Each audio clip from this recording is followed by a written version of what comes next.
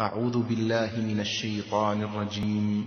قل هذه سبيلي أدعو إلى الله على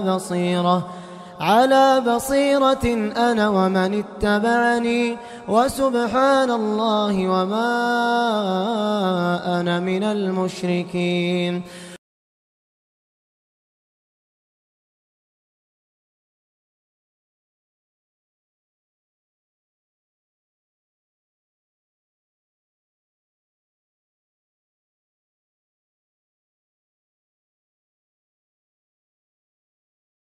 إن الحمد لله نحمده ونستعينه ونستغفره ونعوذ بالله من شرور أنفسنا ومن سيئات أعمالنا من يهده الله فلا مضل له ومن يضلل فلا هادي له وأشهد أن لا إله إلا الله وأشهد أن محمدا عبده ورسوله أرسله بالحق بشيرا ونذيرا. أما بعد فإن خير الحديث كتاب الله وخير الهدي هدي محمد صلى الله عليه وسلم فإن خير الأمور عوازمها وشر الأمور محدثاتها وكل محدثة بدعة وكل بدعة ضلالة وكل ضلالة في النار. فأعوذ بالله من الشيطان الرجيم. بسم الله الرحمن الرحيم. وَإِذَا طَلَّقْتُمُ النِّسَاءَ فَبَلَغْنَ أَجَلَهُنَّ فَلَا تَعْضُلُوهُنَّ أَن يَنكِحْنَ أَزْوَاجَهُنَّ إِذَا تَرَاضَوْا بَيْنَهُم بِالْمَعْرُوفِ ذَلِكَ يُوعَظُ بِهِ مَن كَانَ مِنكُمْ يُؤْمِنُ بِاللَّهِ وَالْيَوْمِ الْآخِرِ ذَلِكُمْ أَزْكَى لَكُمْ وَأَطْهَرُ وَاللَّهُ يَعْلَمُ وَأَنْتُمْ لَا تَعْلَمُونَ. محترم حضرات و خواتین، اللہ تعالیٰ کا فضل و کرم ہے کہ امن کے ماحول میں، آسودگی کے ماحول میں اللہ کی اس بارگاہ میں ہم جمع ہیں. دنیا کے دوسرے حصوں میں آپ جیسے کلمہ پڑھنے والے مسلمان مائیں اور بہنیں، بھائی کچھ پریشان بھی ہیں. آپ اللہ تعالیٰ سے ان کے لیے دعا کریں. جمعے کا وقت دعا کی قبولیت کا وقت ہوتا ہے. خاص کر زلزلے کے جو شکار ہیں ویسے لوگوں کے لیے دعا کریں، استغفار بھی کریں. کہیں ایسا نہ ہو کہ اللہ تعالیٰ وہ آزمائش ہم پر بھی نہ ڈال دے. لیکن انسان کی ایک ذہنیت ایسی ہے، مصیبت جب کسی پر آتی ہے تو کہتا ہے کہ یہ اللہ کی سزا ہے. اپنے اوپر کوئی چیز آتی ہے تو کہتا ہے کہ آزمائش ہے. ہمارے اوپر آئے تو آزمائش، دوسرے کے اوپر آئے تو سزا. ایسی بات نہیں. اللہ تعالیٰ بہتر جانتا ہے پتہ نہیں کس کے ساتھ کیا ہو. تو آپ اور ہم اس مخصوص وقت میں بیماروں کے لیے اور اسی طرح جتنے لوگ دنیا کے کونے کونے میں کلمہ گو مسلمان ہیں، قبلے کی طرف رخ کر نماز پڑھتے ہیں، اچھے عقیدے والے ہیں، سب کے لیے آپ دعا کریں کہ اللہ تعالیٰ ان میں سے جو زندہ ہیں ان کو دنیا اور آخرت کی بھلائیاں عطا فرمائے، بیماروں کو شفائے کلیہ عطا فرمائے، اور جو لوگ مصیبت زدہ ہیں ان کی مصیبتوں کو دور فرمائے. تو آپ دعا کریں، دعا اثر رکھتی ہے. دوستو عزیزو، ماں اور بہنوں، میں نے سورۃ البقرہ آیہ نمبر 232 آپ کے سامنے تلاوت کی ہے. میرا خطبہ جو یہاں ہوتا ہے آپ نے سنا ہوگا کہ یہ فقہ الاسرہ، فیملی فقہ، یہ اسلامی خاندان کیسے ہوتا ہے. تو انسانی خاندان شروع ہوتا ہے شادی بیاہ سے. شادی بالکل اچھی ہونی چاہیے. میں نہیں کہتا، لیکن کہنے کی ضرورت پڑتی ہے. جب آپ نیوز دیکھتے ہیں، 2 دن پہلے آپ نے NDTV کی ویب سائٹ پر ایک نیوز پڑھا ہوگا انگریزی میں. میں جب انگلش میں پڑھتا ہوں تو مجھے لگتا ہے کہ دل میں سوچتا ہوں کہ کس میں کوئی مسلمان نہ ہو. لیکن بڑا افسوس ہوا جب میں نے دیکھا کہ نیا نوشو اور دلہن ہے، ریسیپشن بھی نہیں ہوا ہے، کمرے میں داخل ہوتے ہیں اور پھر دونوں ایک دوسرے پر چاقو کی وار کرتے ہیں اور دونوں کی میتیں باہر نکلتی، وہ بھی دروازہ توڑ کر. شادی ہوئی، ابھی ہوئی، کھانا بھی نہیں ہوا، ریسیپشن میں مہمان بھی نہیں گئے، دونوں کے دونوں. ایک کا نام اسلم تھا، دلہن کا نام بڑا لمبا ہے مجھے یاد نہیں رہا. آپ بھی دیکھ سکتے ہیں 2 دن پہلے یا کل کا آپ یہ NDTV کا جو ویب سائٹ ہے آپ اٹھا کر دیکھ لیجئے. تو یہ صرف اس لیے ہوتا ہے کہ تربیت نہیں ہوتی. ہمارے بچے بڑے بڑے ڈگریاں لے لیتے ہیں لیکن ان کے پاس اخلاق نہیں ہوتے. اخلاق نہیں ہوتے کہ ماں باپ کا احترام کیسے ہوتا ہے, نئی نویلی دلہن کا احترام کیسے ہوتا ہے, اس کے حقوق کیا ہوتے ہیں. اسی کے لیے کوشش ہوتی ہے کہ ہم جینا سیکھیں. آپ کی بڑی بڑی ڈگریاں, یہ انجینئرنگ کی ڈگریاں, یہ ڈاکٹرز کی ڈگریاں یا دوسرے علوم کی ڈگریاں, یہ بھلے کتنا ہی لے لیں لیکن جس کے پاس کیریکٹر نہ ہو, اخلاق نہ ہو, وہ دنیا میں کیسے جیے گا, کیسے کسی کا حق ادا کرے گا. بہرکیف گزشتہ جمعے کے خطبوں میں ہم نے سنا, یہ سارے جمعے کے خطبے آپ IRGC کے آپ یوٹیوب چینل پر پا سکتے ہیں جو گزشتہ ہمارے جمعے کے خطبات ہوئے ہیں. تو گزشتہ جمعے کے خطبے میں ہمارے ساتھ آئی تھی بات کہ نکاح کے لیے ولی گارڈین کا ہونا ضروری ہے. اگر کوئی لڑکی اپنے طور سے چلے جاتی ہے, جیسے ہم کو سننے میں ملتا ہے کہ بہت ساری, اللہ تعالیٰ ہر مسلمان بچی کی حفاظت کرے, اگر بھاگ کر کہیں شادی کر لیتی ہے تو میرے نبی صلی اللہ علیہ وسلم نے فرمایا, ام المؤمنین عائشہ رضی اللہ تعالی عنہا کی حدیث ہے, ایما امرأۃ نکحت بغیر اذن ولیہا فنکاحها باطل فنکاحها باطل فنکاحها باطل. کوئی بھی عورت بغیر اپنے گارڈین کی اجازت کے کسی سے نکاح کر لیتی ہے تو اس کا نکاح انویلڈ ہے, اس کا نکاح نہیں چلے گا, اس کا نکاح نہیں ہوگا. 3 مرتبہ میرے نبی صلی اللہ علیہ وسلم نے فرمایا, فَإِن دَخَلَ بِهَا فَلَهَا الْمَهْرُ بِمَا اسْتَحَلَّهَا مِنَ الْفَرْجِ. اگر ہو جاتی ہے شادی بغیر گارڈین کے ہو جاتی ہے تو پھر اسے وہ مہر دینا پڑے گا, اس لیے کہ اس نے مہر تو دینا ہی پڑے گا, اس لیے کہ اس نے نکاح تو کیا لیکن ویلڈ نہیں ہے. اور فَإِنِ اشْتَجَرُوا فَالسُّلْطَانُ وَلِيٌّ مَّن لَّا وَلِيَّ لَهُ. ایک بات ایسی آتی ہے کہ کبھی لڑکی باپ نہیں ہوتا ہے, کیا کبھی ریورٹ ہوتی ہے, خاندان میں کوئی مسلمان نہیں ہوتا, لڑکی کا کوئی ولی نہیں ہوتا, تو اب ویسے لڑکی کیا کرے, تو کہا فَالسُّلْطَانُ وَلِيٌّ مَّن لَّا وَلِيَّ لَهُ. جو مسجد کا متولی ہوگا, جو اسلامک سینٹر کا صدر ہوگا, وہ اس بچی کا ولی بنے گا, اس بچی کا ولی بنے گا اور اس بچی کا نکاح کرے گا. اگر کبھی باپ ایسا ہوتا ہے کہ نہیں چاہتا ہے, جیسے انشاءاللہ اس کی بات آگے ہمارے پاس آئے گی, یہ کچھ بنیادی بات تھی جو گزشتہ درس میں, گزشتہ جمعے کے خطبے میں ہمارے ساتھ تھی. اسی کے ساتھ ساتھ ایک اور چیز ہمارے ساتھ ہے, عضل الولی, یعنی کوئی باپ اپنی بچی کو شادی سے نہیں روک سکتا. یعنی بچی کی خواہش ہے کہ دیندار مرد سے شادی کرے, باپ یہ چاہتا ہے کہ نہیں, بڑے عقیدہ کیسا بھی ہو, خوب کماتا ہے, اس کے پاس اتنا بڑا بیلنس اکاؤنٹ ہے, جائیداد کا مالک ہے, بھلے مشرک ہو کوئی بات نہیں ہے لیکن خوب کماتا ہے, باپ بچی کی شادی وہاں نہیں کرنا چاہتا, اسے کہتے ہیں عضل الولی. جیسے اس کے سلسلے میں میں نے آپ کے سامنے ایک حدیث بیان کی تھی, حسن بصری جو بڑے زاہد عابد ہیں, وہ کہتے ہیں کہ اللہ کے نبی صلی اللہ علیہ وسلم کے ایک صحابی معقل ابن یسار رضی اللہ تعالی عنہ نے مجھ سے بیان کیا کہ انہوں نے اپنی بہن کی شادی ایک آدمی سے کر دی اور اس آدمی نے ان کی بہن کو طلاق دے دیا. اب جب عدت ختم ہو گئی تو پھر وہ دوبارہ آ کر کہا کہ میں آپ کی بہن سے دوبارہ شادی کر لیتا ہوں. ایک یعنی طلاق دینے کے بعد طلاق رجعی, جس میں واپس لینے کی یہ ہوتی ہے, عدت ختم ہو جاتی ہے تو نیا نکاح کرنا پڑتا ہے, نیا مہر دینا پڑتا ہے. تو معقل ابن یسار رضی اللہ تعالی عنہ نے کہا, فَقُلْتُ لَهُ زَوَّجْتُكَ. اس آدمی سے کہا, بھائی نے, ارے میں نے میری بہن کو دیکھ کر تمہیں شادی کیا تھا, اسے میں نے تمہارے لیے اپنا بچھونا بنایا تھا, وَأَكْرَمْتُكَ, کتنی عزت میں نے تم کو دی تھی, کتنا ریسپیکٹ دیا تھا کہ میرے بہن کے شوہر ہو, تم نے میرے بہن کو طلاق دے دیا, اب پھر آئے ہو کہ اس سے شادی کرو. انہوں نے کہا, لا واللہ لا تعود الیک ابدا, نہیں, میری بہن سے تم دوبارہ شادی نہیں کر سکتے. تو یہ بات بھائی کی تھی, اور بہن کہتی ہیں کہ جس آدمی سے ان کی وہ طلاق ہو گئی تھی وہ ان کے شوہر اچھے آدمی تھے, کوئی برے آدمی نہیں تھے, معاشرے میں عزت تھی, صورت شکل سب اچھے آدمی تھے. بہن بھی چاہ رہی تھی کہ دوبارہ ان کے ساتھ چلے جائے, لیکن بھائی جانے نہیں دیتا. آج ایسے ہی ہوتا ہے, آج ایسے ہوتا ہے. ماں باپ کھڑے ہو جاتے ہیں ڈنڈا لے کے, نہیں نہیں تو دوبارہ ان سے نہیں جانا. ارے وہ گھر آتا ہے بولتا نہیں ہم دونوں جا کے جینا کریں گے.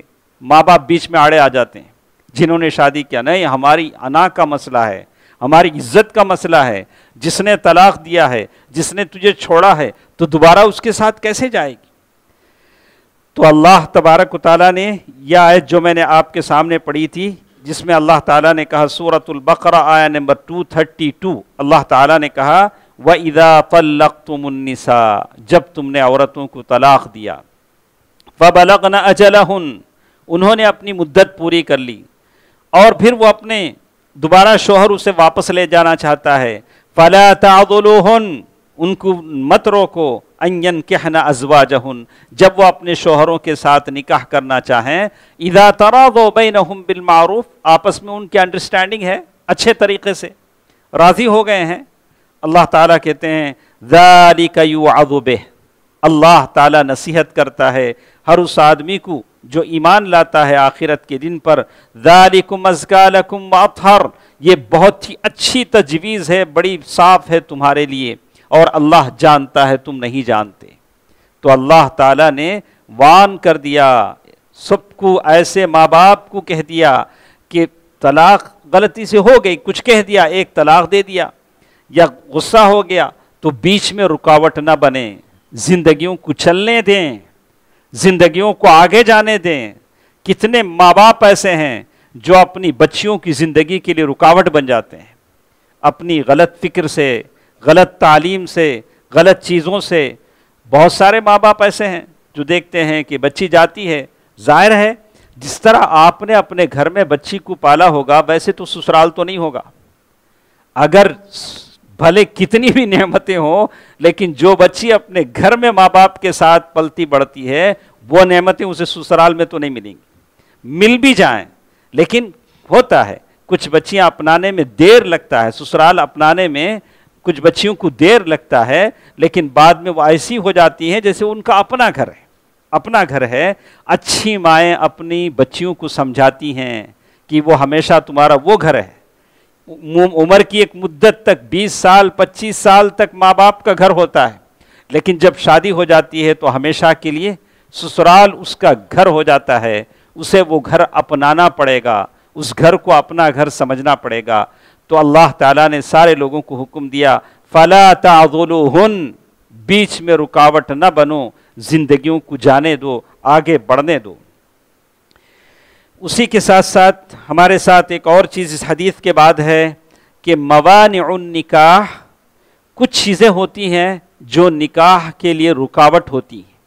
ایک آدمی کن حالات میں کن عورتوں سے شادی نہیں کر سکتا ہے. انشاءاللہ مختصر مدت ہمارے پاس ہے, 10 منٹ یا 15 منٹ, ہم لوگ سنیں گے. خیر الکلام ما قل ودل, بہترین بات وہ ہے جو مختصر ہوتی ہے. کہتے ہیں کہ سب سے پہلی چیز, آدمی اس عورت سے شادی کر سکتا ہے جو کسی کی بیوی نہ ہو, بھلے کافر کی ہی بیوی ہو تو ایک آدمی اسے شاید شادی کا پیغام نہیں دے سکتا, اس لیے کہ engage not to be engage, اس لیے کہ وہ عورت ہے آلریڈی, وہ کسی کی بیوی ہے. تو ایسا بہت ہوتا ہے معاشرے میں, دیکھا کہ کسی کی بیوی, اور یہ نقصان ہے بے حجابی کا. بے حجابی کا نقصان ہے جب سارے کھل کر ملتے ہیں, کوئی پردہ کوئی چیزیں نہیں ہوتی ہیں, تو ایک دوسرے کی بیویوں کو عورتوں کو دیکھتے ہیں, تو پھر اس کے نقصانات پیدا ہوتے ہیں, بے حجابی کے نقصانات. اسلام کہتا ہے کہ جو عورت کسی کی بیوی ہو, کسی کا حق ادا کر رہی ہو, یا کسی کی منگیتر ہو, یا کسی نے اس کے لیے رشتہ بھیجا ہو, ویسی عورت کو یہ آدمی شادی نہیں کر سکتا جب تک کہ وہ اس کو طلاق دے, یا اس سے اپنا جو رشتہ ہے بولے کہ نہیں ہم راضی نہیں ہیں, وہ رشتہ یعنی جو جسے ہم لوگ کہتے ہیں خطبہ, منگنی جسے کہتے ہیں, وہ ٹوٹ جائے. بہت ساری باتیں ہیں. یہ تو پہلی چیز ہوئی. دوسری چیز جس کے بارے میں کہتے ہیں موانع النکاح, اس کے بارے میں کہتے ہیں ان تکون المرأة معتدہ, یہ ایک عورت ایسی ہے جو عدت میں ہے, ویسے عورت کو نکاح کا پیغام نہیں دے سکتے. اس لیے کہ وہ اپنے شوہر سے عدت میں ہیں. وہ عدت مطلقہ بھی ہو سکتی ہے, عدت وفات بھی ہو سکتی ہے, جب تک کہ وہ اپنی عدت پوری نہ کر لے. انشاءاللہ بعد میں بحث آئے گی کہ وہ اشارے کنائے سے البتہ بول سکتا ہے جب وہ عدت میں ہوتی ہے یا عدت مطلقہ ہوتی ہے. تو بہرکیف بعد میں ہم اس سے پڑھیں گے, لیکن اتنی بات ہماری ہے کہ جب عورت عدت میں ہوگی, اس لیے کہ عدت اس کے شوہر کا حق ہوتا ہے. کسی آدمی کا انتقال ہو جاتا ہے تو اس کی بیوی عدت گزارے گی. عدت سے پہلے لوگ پوچھتے ہیں کہ عدت بوڑھی عورت کے لیے کیا عدت ہے؟ جیسے ہمارے پاس ایک ہے کہ بوڑھی عورت کے لیے عدت کا ایک حساب, جوان عورت کے لیے عدت کا, ایسی کوئی چیز نہیں. عدت اسلام نے جتنی عورت کی بتائی اتنا عدت وہ عورت گزارے گی, بھلے بوڑھی ہو بھلے وہ جوان ہو. ایک صاحب ہمارے پاس فتویٰ پوچھنے کے لیے بولا کہ دیکھیے شیخ صاحب, ہماری ماں اتنی جذباتی ہیں کہ وہ اپنے شوہر کے وفات کا دکھ اور حقیقت سمجھ نہیں پاتی. یعنی ابھی بھی وہ برتن میں کھانا لیتی ہیں, اس اپنے روم میں جاتی ہیں جہاں دونوں بیٹھ کے کھانا کھاتے تھے, اور وہیں جاتی ہیں, اور وہ ہوش حواس سے ماننے کو تیار نہیں ہیں کہ ان کے شوہر کا انتقال ہو گیا ہے. کہ کیا ایسی عورت پر بھی عدت ہے؟ سمجھا آپ نے میری بات؟ جو جوڑے 60 سال 70 سال ساتھ جیتے ہیں, اچانک جدائی ہو جاتی ہے, موت جدا کر دیتی ہے, یہ حقیقت ہے. لیکن تھوڑی دیر کے لیے ان کے دل و دماغ ماننے کو تیار نہیں ہوتے, ان کے ہوش حواس کھو جاتے ہیں. تو علماء نے کہا کہ اب بھی اس عورت پر حکمی عدت ہے, بھلے وہ سمجھے نہ سمجھے. شوہر کے انتقال کے بعد سے ان کی عدت شروع ہو جاتی ہے. تو یہ دوسری بات ہمارے ساتھ تھی جسے اللہ تعالیٰ نے کہا وَلَا تَعْزِمُوا عُقْدَةَ النِّكَاحِ حَتَّى يَبْلُغَ الْكِتَابِ. یعنی اللہ تعالیٰ نے سورۃ البقرہ آیت نمبر 235 میں کہا کہ اگر کوئی عورت عدت میں ہے تو اسے نکاح کا پیغام نہ دیا جائے. وَالْمُطَلَّقَاتِ يَتَرَبَّصْنَ 3 قُرُوء. اور جو عورتیں مطلقہ ہیں 3 حیض ان کی عدت ہے, جیسے قرآن مجید نے کہہ دیا. اور اسی طرح ایک ایسی عورت جس کو کسی مرد نے 3 طلاق دے دیے ہوں, جسے کہتے ہیں البتہ مطلقہ تطلیقہ 3, یعنی وہ عورت جس کو 3 طلاق دے دیے ہیں, تو ویسے عورت سے مرد دوبارہ شادی نہیں کر سکتا. حتیٰ تنکح زوجا غیرہ, جب تک کہ وہ عورت کسی اور مرد سے شادی کرے اور وہ مرد اس عورت کو طلاق دے, پھر پہلا مرد شادی کر سکتا. دیکھا آپ نے اسلام کا قانون. اس کے لیے حیلہ بہانہ نہیں چلے گا, جیسے لوگوں نے بہت سارے حیلے بہانے کرائے, اس کے لیے لوگوں کو تیار کیا, ارے میں نے غلطی سے اپنی بیوی کو 3 طلاق دے دیے, آپ ایسا کریں میری بیوی سے شادی کر لیں, پھر دوسرے دن آپ طلاق دے دیں, میں شادی کر لوں گا. یہ تو معاملہ ہوا التیس العار. اسلام اس کی اجازت نہیں دیتا ہے. بخوشی کوئی شادی کرے پھر طلاق دے تو پھر یہ پہلا مرد اس سے شادی کرے گا. اللہ کے نبی صلی اللہ علیہ وسلم کے پاس ایک صحابی آتی ہیں, صحابی آ کر کہتے ہیں اللہ کے نبی صلی اللہ علیہ وسلم, پہلے میرے ایک شوہر تھے, انہوں نے مجھے طلاق دے دیا, میں نے اور ایک آدمی سے شادی کی اور ایک صحابی سے شادی کی, اور کہا کہ فزیکلی وہ اس لائق نہیں ہے کہ وہ حق ادا کریں. عورتیں تھیں, پوچھ لیتی تھی دین ہے. اللہ کے نبی صلی اللہ علیہ وسلم فرمایا اللہ تعالیٰ انصار کی عورتوں پر رحم کرے. لم یمنعہن الحیا, حیا نے ان کو نہیں روکا کہ وہ دین کو جانے. وہ بالکل جو حقیقت ہے آ کر پوچھتی تھی. تو اللہ کے نبی صلی اللہ علیہ وسلم فرمایا کہ کیا تو چاہتی ہے کہ اپنے پہلے شوہر کے پاس جائے جبکہ وہ 3 طلاق دے چکا ہے؟ کہا کہ نہیں, جب تک تم دونوں آپس میں جینا نہ کرو تب تک تم پہلے شوہر کے پاس جا نہیں سکتی. تو معلوم یہ ہوا کہ ایک ایسی عورت جس کو ایک مرد نے 3 طلاق دے دیے ہوں, دوبارہ اسی عورت کے ساتھ وہ شادی نہیں کر سکتا جب تک کہ وہ کسی اور مرد کے ساتھ شادی کرے, وہ اسے طلاق دے, پھر یہ پہلا مرد اس کے ساتھ شادی کر سکتا ہے.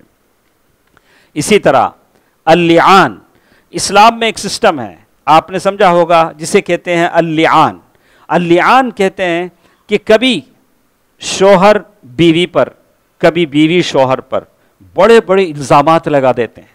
بولتے ہیں کہ نہیں انہوں اچھے نہیں, وہ بولتے نہیں یہ عورت اچھی نہیں ہے. اب کیا کریں گے؟ دونوں کو بٹھائیں گے, بٹھا کے ملاعنہ کرائیں گے. بڑی تفصیل اللہ تعالیٰ نے سورۃ النور میں کہہ دی ہے, آپ دیکھ سکتے ہیں, پڑھ سکتے ہیں, قرآن کا ترجمے کے ساتھ پڑھیے.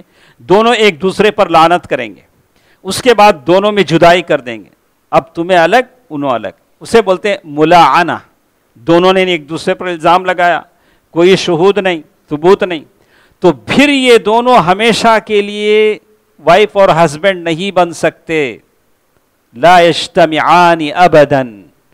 جو مرد اور عورت ملاعنہ کے ذریعے الگ ہوں, ایک دوسرے پر لعنت کے معنی قرض کے ہیں, لعنت کر کے الگ ہوں, یہ دوبارہ کبھی بھی شوہر اور بیوی نہیں بن سکتے ہیں. تو اسی طرح کچھ اور چیزیں ہیں, جیسے ہم دیکھتے ہیں کہ یہ تو تھیں جو رکاوٹیں بنتی ہیں وہ 3 ٹائپ کی ہوتی ہیں. جیسے میں نے کہا, پہلا ٹائپ میں نے کہا موانع شرعیہ. شریعت جسے کہتی ہے کہ یہ رکاوٹ ہے, جیسے آپ نے سنا کہ عدت میں رہنے والی عورت رکاوٹ ہے, کسی اور کی بیوی سے آپ نکاح نہیں کر سکتے, یہ ایک رکاوٹ ہے, شریعت کہتی ہے. ملاعنہ لعنت جو دونوں آپس میں کیا کہ وہ رکاوٹ ہے. اسی طرح کچھ رکاوٹیں ایسی ہیں جو خلقیہ کہتے ہیں, پیدائشی فزیکل رکاوٹیں ہوتی ہیں. علماء نے کہا کہ مردوں میں 2 طرح کی بیماریاں ہوتی ہیں, اسی طرح عورتوں میں بھی 2 طرح کی بیماریاں ہوتی ہیں. یہ بیماریاں فزیکل باڈی میں ہوتی ہیں. مردوں میں جو بیماریاں ہوتی ہیں الجب والعنہ, عربی لفظ ہے, میں نے کہا اب اسے میں کیسے ٹرانسلیٹ کروں نہیں کر سکتا, بس میں نے اتنا کہا کہ میں الجب والعنہ یعنی ایک آدمی فزیکل طور سے, ایک تو الجب جس کی شرمگاہ ہی نہ ہو, العنہ جو شرمگاہ ہو لیکن اپنی مرض بیماری کمزوری کی وجہ سے عورت کا حق ادا نہیں کر سکتا ہو, ایسا شخص بھی نکاح نہیں کر سکتا. اگر وہ اپنا علاج کر لیتا ہے تو پھر بات الگ ہے, جیسے علماء کرام نے کہا ہے. تو اللہ جیسے کاروبار میں بیپار میں ہم کوئی چیز بیچتے ہیں تو کہتے ہیں کہ یہ چیز میں نقصان ہے, تو ویسے ہی اگر ہمارے اندر کوئی کمی ہے, عیب ہے, تو ہم کو شادی سے پہلے بتا دینا چاہیے کہ فلاں عیب ہے. حضرت عمر رضی اللہ تعالی عنہ کے زمانے میں لرجل متزوج, ایک آدمی آیا جو خسی تھا, یعنی مطلب وہ ایسا آدمی جو جس کے اندر قابلیت اور صلاحیت نہیں تھی. تو حضرت عمر رضی اللہ تعالی عنہ نے کہا اعلمها ثم خیرها, کہا کہ تم اپنا عیب اس عورت کو بتا دو, پھر اسے آپشن دو, چاہے تو وہ تمہارے ساتھ چلے چاہے تو نہ چلے. تو اللہ عیب کو چھپانا, صرف عزت بچانے کے لیے اپنے اندر عیب ہوتے ہوئے کسی لڑکی سے شادی کر لینا اور پھر حق ادا نہ کرنا, یہ بھی اللہ تعالیٰ کے پاس جواب دینا ہے. اسی طرح عورتوں میں بھی 2 طرح کی بیماریاں ہیں, جیسے کہ الرتق والقرن, عورتوں میں بھی بیماریاں ہوتی ہیں. تو بتایا گیا کہ اس طرح کی کوئی کمی ہے تو کھل کر بتا دینا چاہیے.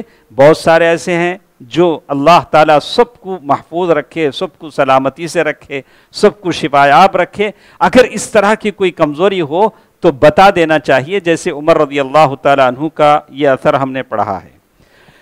اسی طرح یہ تو تھی خلقیہ پیدائشی بیماریاں, بعض کا علاج ہو سکتا ہے بعض کا نہیں ہو سکتا ہے, لیکن اللہ تعالیٰ کے ہاتھ میں شفا ہے. اللہ تعالیٰ ہر ایک کو شفا دیتا ہے.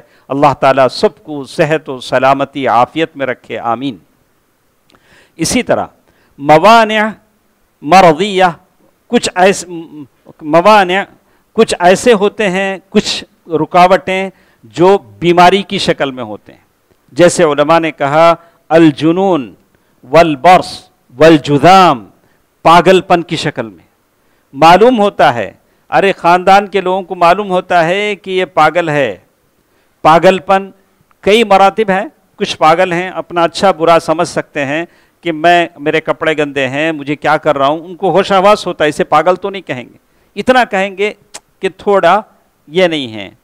لیکن کچھ پاگل جو اپنے ہوش آواز سے باہر ہوں, ان کو معلوم نہ ہو کہ وہ کیا کر رہے ہیں, تو کیا اس پاگل کی بات ہے. جنون الکامل یعنی پوری طرح عقل سے آ رہی ہے, تو ایسا آدمی بھی شادی نہیں کر سکتا. اسی طرح کا البرص والجذام, 2 بیماریوں کا انہوں نے ذکر کیا.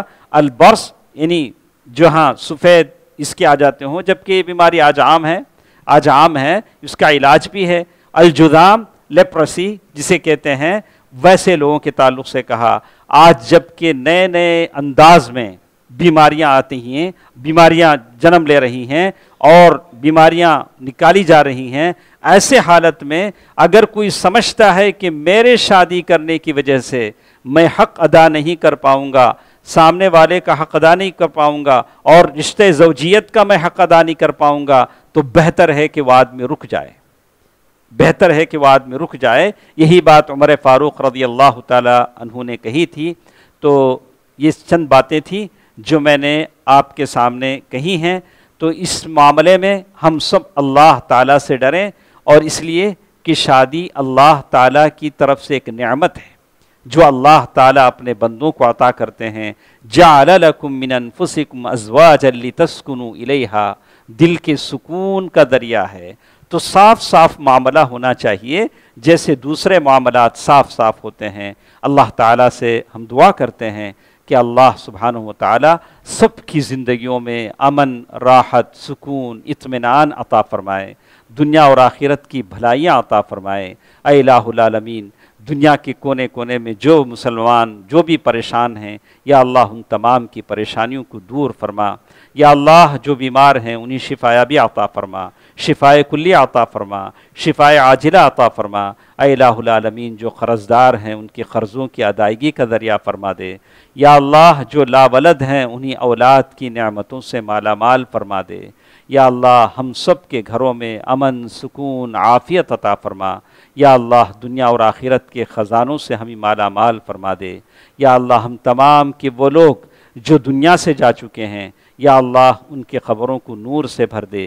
یا اللہ جنت میں انہیں جگہ عطا فرما دے۔ آمین۔ صدق اللہ العلی العظیم ونفعنی وإیاکم بالآیات والذکر الحکیم، انہ تعالی جواد ملک کریم بر رؤوف الرحیم۔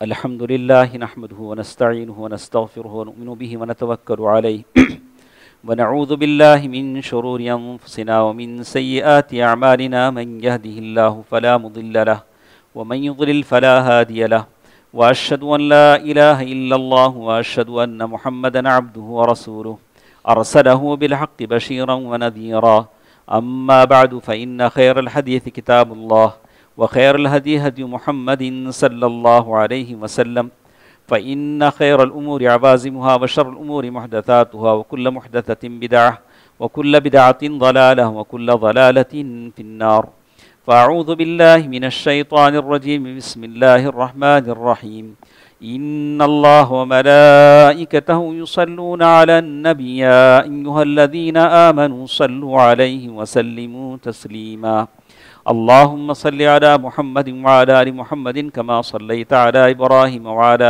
آل إبراهيم إنك حميد مجيد، اللهم بارك على محمد وعلى آل محمد كما باركت على إبراهيم وعلى آل إبراهيم إنك حميد مجيد، اذكروا الله يذكركم وادعوه يستجب لكم، ولذكر الله تعالى وأولى وعز وجل وأتم وأهم وأكبر۔